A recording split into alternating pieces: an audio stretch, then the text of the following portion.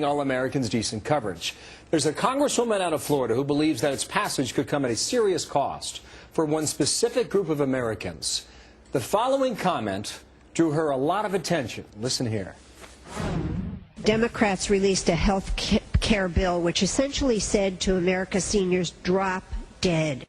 Florida Congresswoman Ginny Brown-Waite is on the House Ways and Means Committee. She also represents the Villages retirement community in Central Florida, an advertiser here at the Fox News Channel, one of the largest retirement centers for seniors in the country. Good morning to you. You're taking some heat.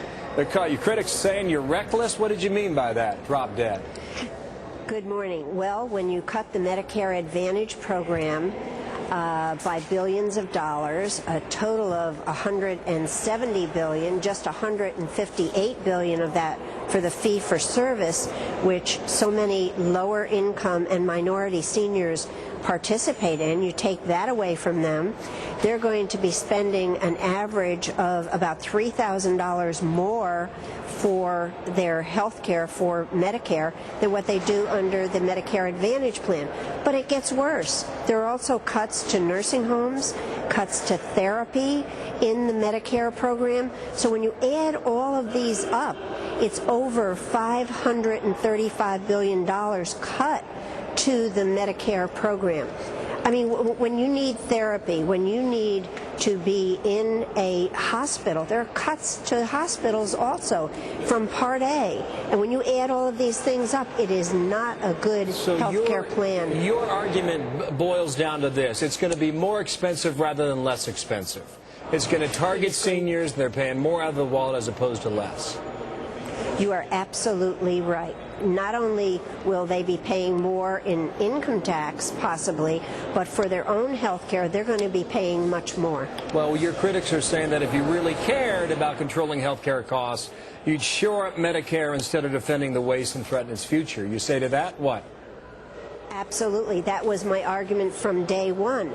We're starting another health care system out here while Medicare and Medicaid are under extreme financial problems where, for example, in Part A, they're going to be paying out more. Part A is hospital, by the way. They're going to be paying out more than what they take in 2011. Part B is going to be 2017. Part B is, Part A is the hospitals, Part B is?